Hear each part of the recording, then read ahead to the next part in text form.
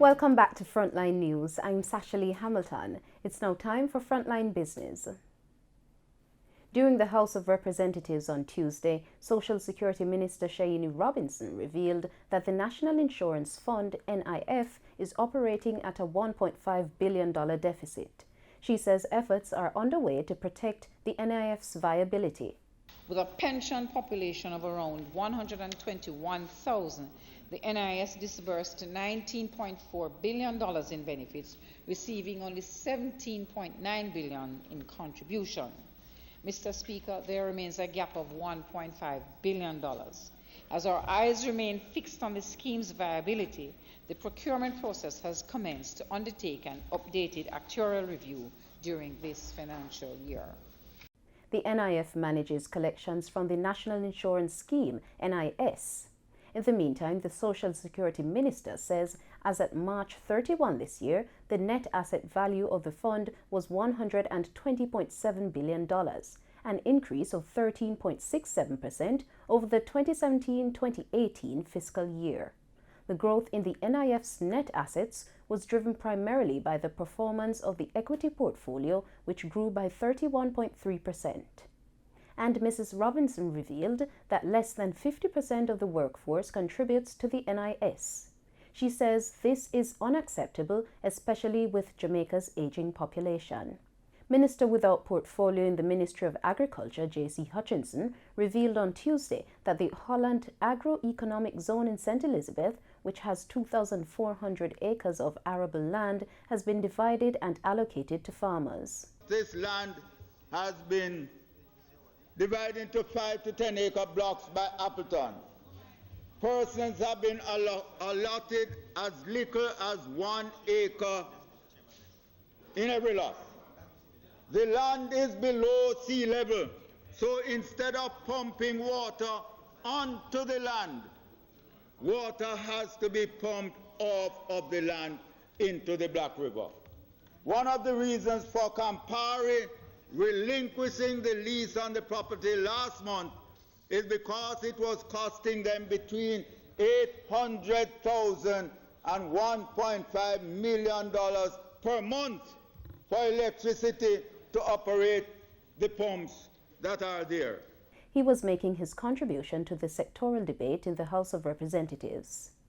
Opposition spokesman on development and national physical planning, Anthony Hilton, is recommending that some of the operations of the Urban Development Corporation and the Factories Corporation of Jamaica be merged.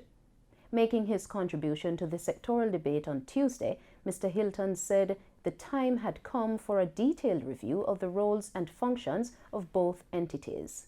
He says this will lead to the formation of a new entity.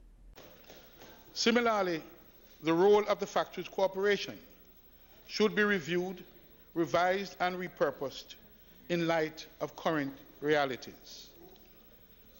Mr. Speaker, specifically, I'm proposing that the UDC and the FCJ be the subject of a thoroughgoing review with the objective of merging aspects of these two agencies to form the National Physical Planning Authority, which, along with the planning function currently being done by NEPA under the Town and Country Planning Act, be subsumed by this proposed new planning authority.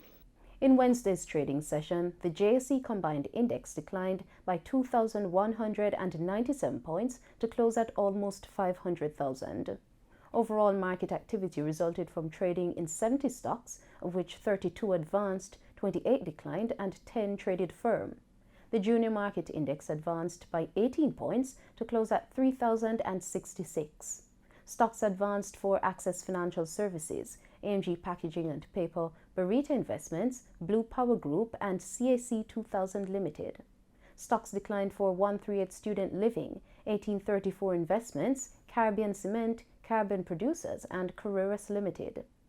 Trading firm were Caribbean Flavors and Fragrances, Siboney Group, Derriman Trading, Honeybun, and iCreate Limited. Wigton Wind Farm Limited was the volume leader with almost 60 million units, followed by Epley Limited with close to 10 million units, and Lasco Manufacturing Limited with over 3.6 million units. News in oil. Oil prices gained $2 a barrel on Wednesday after U.S. crude inventories shrank more than expected and as major producers evacuated rigs in the Gulf of Mexico ahead of an expected storm. Brent crude futures were up $2.31 to $66.47 a barrel. U.S. West Texas Intermediate WTI crude futures climbed $2.03 to $59.86 a barrel.